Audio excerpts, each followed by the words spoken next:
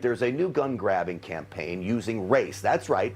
Critical race theory is no longer just for academia and woke corporate offices.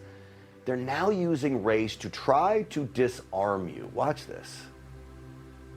It's just that being a white male, you have a limited experience on life. The legislation that is needed to be passed in the United States must be inclusive to all people in the United States. And if these voices who are people who are not white and who are not men are not lifted up, then we cannot be sure that the legislation is inclusive. I mean, don't get me wrong. Believe me, I take Second Amendment rights very seriously, but what? Being a white male, I have limited experience in life. I'm 52 years old. I own multiple businesses. I've trained with police officers with guns. I was a firefighter. I have a master's degree. And I played, get this, 1 month of professional football with a lot of minorities. And she says, I have no experience in life.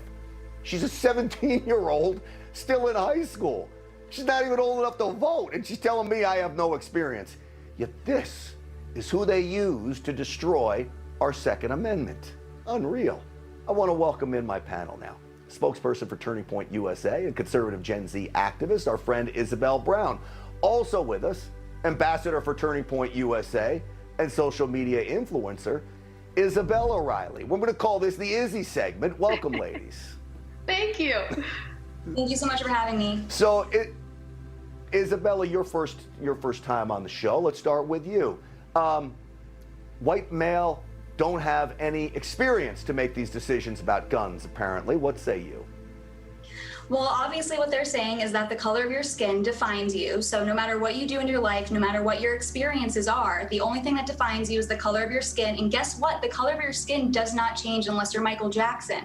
So you have nothing you can do except, I guess if you're person of color, their favorite term that they like to describe more minorities as lately, that's the only people that really have a say that should matter. Because I guess if you're white, none of us, we can't matter. We have no experience to offer and no wisdom to offer on gun control or gun rights. So I guess moral of the story, the color of your skin is the only thing that matters.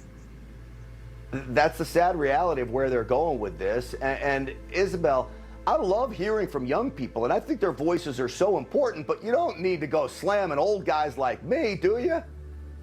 This idea that white people, simply because of the color of their skin, have no life experience to speak to the need for gun control is honestly the most lazy political argument I've heard in 2021. It's nothing but intellectual sloth. Let's break it down by the numbers because this is important. Last year in 2020, 40 million firearms were purchased in the United States, and the largest growing demographic of new gun owners in America are Black Americans. This year, we're on set to purchase 50 million new firearms in the United States in 2021. Are we just pretending that Black Americans cannot own firearms or purchase a gun legally in the United States? Is no one asking these new gun owners how they feel about their Second Amendment right and the opportunity to protect themselves and their families? This is blatant racism, but it's exactly what I expect from the political left today.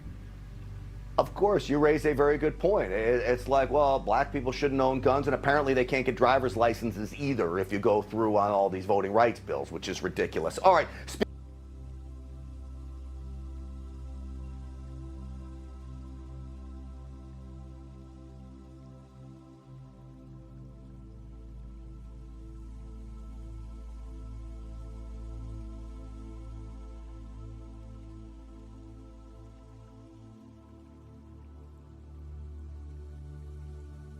All right.